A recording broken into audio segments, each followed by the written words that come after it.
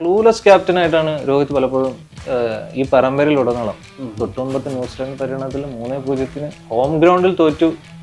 ഈ ടൂർണമെന്റിന്റെ പേര് തന്നെ ബോർഡർ ഗവാസ്കർ ട്രോഫി എന്നാണ്. ആൻഡ് കമന്ററി ബോക്സിൽ നിന്ന് ഗവാസ്കർ തന്നെ പറഞ്ഞുകൊണ്ടിരിക്കുന്നുണ്ട്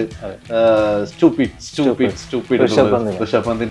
അപ്പൊ ഇനി അങ്ങോട്ട് ടെസ്റ്റിലും ഇനി പ്രധാനപ്പെട്ട ഒരു ടെസ്റ്റ് സീരീസ് എന്ന് പറയുന്നത് ജൂലൈയിൽ 2025 ജൂലൈയിൽ വരുന്ന ഇംഗ്ലണ്ട് പര്യടനമുണ്ട്. അപ്പൊ ഇംഗ്ലണ്ട് പര്യടനത്തോടെ അല്ലെങ്കിൽ അതിനു മുമ്പ് തന്നെ സീനിയർ താരങ്ങൾ T20യിൽ നിന്നും മാറി നിന്നതുപോലെ തന്നെ ടെസ്റ്റിലും അല്ലെങ്കിൽ വേറെ ഓഡിയോ ഫോർമാറ്റിലാണെങ്കിലും മാറി നിൽക്കാൻ സാധ്യതയുണ്ട് എന്നൊരു വിലയിരുത്തൽ പൊതുവെ വരുന്നുണ്ട് അല്ലേ. ബോക്സിംഗ് ഡേ ടെസ്റ്റ് എടുത്ത് നോക്കി എന്ന് പറഞ്ഞാൽ തന്നെ ഇന്ത്യ സമ്പൂർണ്ണ പരാജയമായി. നിതീഷ് കുമാർ റെഡ്ഡിയുടെ ഇന്നിങ്സ് മാറ്റി നിർത്തി എന്ന് പറഞ്ഞാൽ വല്ലാത്തൊരു പരാജയം തന്നെയായിരുന്നു. അതിലൊരു ഭയങ്കര വൈരുദ്ധ്യം എന്ന് കിടക്കുന്നത് വെച്ചാൽ ബോർഡർ ഗവാസ്കർ ട്രോഫിയിലേക്ക് വരുമ്പോൾ ബുംറ നായകനായിട്ടുള്ള ഒന്നാമത്തെ ടെസ്റ്റ് ഇന്ത്യ ആധികാരികമായിട്ട് വിജയിക്കുക. രോഹിത് ശർമ്മ തിരിച്ചു വരുമ്പോൾ ഇന്ത്യ അമ്പയെ പരാജയപ്പെട്ട സാഹചര്യം എന്ന് പറയുന്നത് ഭയങ്കര ഒരു ആരാധകൻ എന്നുള്ള ക്രിക്കറ്റ് ആരാധന എന്നുള്ള ഇന്ത്യൻ ഫാൻസ് ഭയങ്കര നിരാശരായിരിക്കും. പക്ഷെ ക്ലൂലെസ് ക്യാപ്റ്റനായിട്ടാണ് രോഹിത് പലപ്പോഴും ഈ പരമ്പരയിലുടനീളം തൊട്ടുമുമ്പത്തെ ന്യൂസിലാൻഡ് പര്യടനത്തിൽ 3-0 ഹോം ഗ്രൗണ്ടിൽ തോറ്റു വരുന്ന ഒരു നായകനെ വീണ്ടും ഇന്ത്യൻ ഗ്രൗണ്ടിൽ തോക്കുക എന്ന് പറയുന്നത് ചെറിയ കാര്യമല്ല. വർഷങ്ങൾക്ക് ശേഷം നടന്നൊരു സംഗതിയാണത്. ആൻഡ് രോഹിത് ശർമ്മ തിരിച്ചു വരുന്ന സമയത്ത് നമ്മൾ ഇന്ത്യൻ ടീം ക്യാപ്റ്റൻ ആരാണെന്ന് ചോദിച്ചാൽ രോഹിത് ശർമ്മയാണല്ലോ ഇപ്പോഴും. അപ്പോൾ രോഹിത് ശർമ്മ തിരിച്ചു വരുമ്പം അതിൻ്റെതായിട്ടുള്ള ഒരു എക്സ്പെക്ടേഷൻസ് ഫാൻസിന് ഉണ്ടാവുമല്ലോ. പക്ഷേ നാലാമത്തെ ടെസ്റ്റിലാണെങ്കിൽ നാലാമത്തെ ടെസ്റ്റും കൂടി തോറ്റതിന് ശേഷം ഭയങ്കര മുറവിളികളായിരുന്നു ശരിക്കും. എക്സിൽ ഏറ്റവും ട്രെൻഡിങ് ആയിട്ടുള്ള സംഗതി എന്ന് പറയുന്നത് ഇന്ത്യൻ ടീമിനെതിരെയുള്ള ട്രോളാണ്.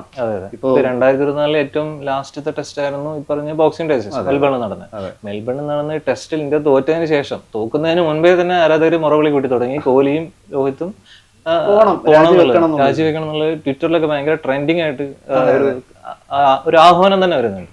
അത് മാത്രമല്ല, ഇതിന്റെ ഏറ്റവും വലിയ വൈരുദ്ധ്യം എന്താണെന്ന് പറഞ്ഞാല് ഈ ടൂർണമെന്റിന്റെ പേര് തന്നെ ബോർഡർ ഗവാസ്കർ ട്രോഫി എന്നാണ്. ആൻഡ് കമന്ററി ബോക്സിൽ നിന്ന് ഗവാസ്കർ തന്നെ പറഞ്ഞുകൊണ്ടിരിക്കുന്നുണ്ട് ഋഷഭ് പന്തിന്റെ ആ ഷോട്ട്. പിന്നീട് മാത്രമല്ല എല്ലാവരും അതേ അവസ്ഥ തന്നെയാണ്. അതിനുശേഷം പുള്ളിക്കാരൻ തന്നെ, അതായത് ഗവാസ്കർ തന്നെ അതിനൊരു മറുപടിയും കൊടുത്തിട്ടുണ്ടായിരുന്നു. ഇപ്പം അത് ചിലപ്പോൾ 6 ആയിരുന്നെങ്കിൽ ഞാൻ അടക്കമുള്ള ആളുകൾ ചിലപ്പോൾ അപ്ലോഡ് ചെയ്തേനെ. പക്ഷെ അത് പോയത് തേർഡ് മാൻ അവിടെ ഉണ്ടാവുന്ന സമയത്താണ്. അത് ഒരു ഷോട്ട് കളിച്ചു, അത് പാളിപ്പോയി. അടുത്ത ഷോട്ടിലാണ് കറക്റ്റ് തേർഡ് മാന്റെ കയ്യിലേക്ക് അടിച്ചു കൊടുക്കുന്നത്. അപ്പോൾ അതിനെയാണ് വിമർശിച്ചത് ഒരു ഇന്ത്യൻ ആരാധകൻ എന്ന നിലയിൽ എന്ന് പറഞ്ഞിട്ട് പുള്ളിക്കാരൻ തന്നെ അതിന് ഒരു വിശദീകരണവും നൽകി. ഗവാസ്കറിന്റെ പേരിലുള്ള ട്രോഫിയാണ്, സ്വാഭാവികമായിട്ട് അങ്ങേർക്ക് വൈകാരിക വിക്ഷോഭങ്ങളൊക്കെ കാണിക്കാനും പറ്റുന്ന സാധനം. തീർച്ചയായിട്ടും സ്റ്റുപ്പിഡ് എന്ന് വിളിച്ചത് ആ ഒരു അവസ്ഥയിൽ അങ്ങനെ ഷോർട്ട് സെലക്ഷനെയാണ് അദ്ദേഹം വിമർശിച്ചിട്ടുണ്ടാവുക. അതേ ഗവാസ്കർ തന്നെയാണ് നിതീഷ് റെഡ്ഡിയെ സെഞ്ചുറി അടിക്കുമ്പോൾ എഴുന്നേറ്റ് നിന്ന് 2 കൈയും കൂട്ടി ഹർഷാരവം മുഴക്കുന്നതൊക്കെ കാണുന്നത്. അപ്പോൾ ഗവാസ്കർക്ക് സംബന്ധിച്ച് ഇത് അദ്ദേഹത്തിന് അഭിമാനപൂർവ്വമാണ് ഈ പരമ്പര എന്ന് പറയുന്നത്. ഓസ്ട്രേലിയൻ പിച്ച് എല്ലാ കാലത്തും ഇന്ത്യക്ക് ഒരു കിറാമട്ടിയായുള്ളൊരു വേദിയാണ്. കഴിഞ്ഞ തവണ കോഹ്ലിയുടെ നേതൃത്വത്തിൽ നമ്മൾ പരമ്പര വിജയിച്ചെങ്കിലും ഇപ്രാവശ്യം അത് നിലനിർത്തുന്നുള്ള പ്രതീക്ഷ ഗവാസ്കറിനും ഉണ്ടായി കാണണം. അതായത് എനിക്കൊന്നും 3ാമത്തെ ടെസ്റ്റ് മഴ കാരണം റദ്ദ് ചെയ്യപ്പെട്ടില്ലായിരുന്നെങ്കിൽ ചിലപ്പോൾ ഇന്ത്യ അതിലും പരാജയം നേരിടേണ്ടി വന്നത്. അപ്പോൾ അങ്ങനെ പോയിക്കൊണ്ടിരിക്കുന്ന ഒരു ടെസ്റ്റ് പരമ്പരയ്ക്കിടയിലാണ് രവിചന്ദ്രൻ അശ്വിന്റെ പടിയിറക്കം പ്രതീക്ഷിതമായിട്ടുണ്ടാകുന്നത്. അപ്പോൾ ഇനി അങ്ങോട്ട് ടെസ്റ്റിലും ഇനി പ്രധാനപ്പെട്ട ഒരു ടെസ്റ്റ് സീരീസ് എന്ന് പറയുന്നത് ജൂലൈയിൽ 2025 ജൂലൈയിൽ വരുന്ന ഇംഗ്ലണ്ട് പര്യടനമുണ്ട്.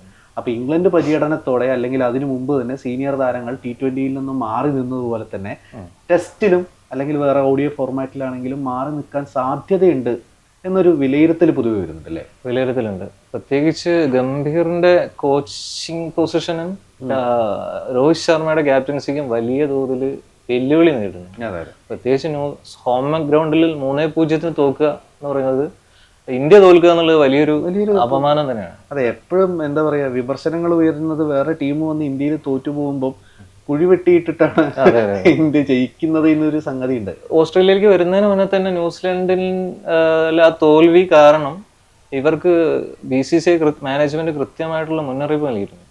ഇവിടെയും തോൽക്കാനാണ് ഭാവമെങ്കിൽ പൊസിഷൻ ഉണ്ടാവില്ല എന്നുള്ളൊരു സൂചന അജിത് അഗാർക്കറും ജയ്ഷായും ഒക്കെ നൽകിയിട്ടുണ്ടാവും തന്നെയാണ് ഞാൻ വിശ്വസിക്കുന്നത്. അത്തരത്തിലുള്ള റിപ്പോർട്ടുകളും ദേശീയ മാധ്യമങ്ങളും ഉൾപ്പെടെ വന്നിട്ടുണ്ട്.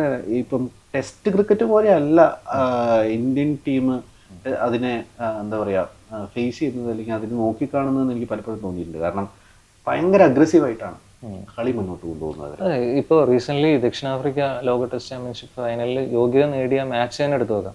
കാരണം ഒരു ക്രൂഷ്യൽ സിറ്റുവേഷൻ 148 പാകിസ്ഥാനെതിരെ ജയിക്കണം എന്നുള്ള സിറ്റുവേഷനിൽ അവരുടെ വാലറ്റത്ത് മാർക്കോ ജാൻസണും റബാഡയൊക്കെ കളിക്കുന്ന ഇന്നിങ്സ് എത്ര മെച്ചുവേർഡാണ്. അതെ അതെ, അത് ഇന്ത്യൻ ബാറ്റിംഗ് ഇപ്പോൾ ഓസ്ട്രേലിയക്കെതിരെ ഇന്ത്യ തകർന്നടിയുന്ന രീതി തന്നെ ഭയങ്കര പരിഹാസ്യമായിട്ടാണ് തോന്നുന്നത്. പരിതാപകരമാണ് പറയുകയാണെങ്കിൽ. അപ്പോൾ 5ാമത്തെ ടെസ്റ്റിൽ എന്താവും എന്നുള്ളത് നോക്കുന്നതിന് മുൻപ് തന്നെ ഇനിയിപ്പോൾ പ്രസക്തമാണ്. ജയിച്ചാലും തോറ്റാലും ഫൈനലിലെത്തില്ല. ഇല്ല, ഇപ്പം എനിക്കൊന്ന് 52-66 ഇപ്പോഴത്തെ ഒരു ഓസ്ട്രേലിയയും ഇന്ത്യയും തമ്മിലുള്ള ഒരു വ്യത്യാസം പോയിന്റിന്റെ.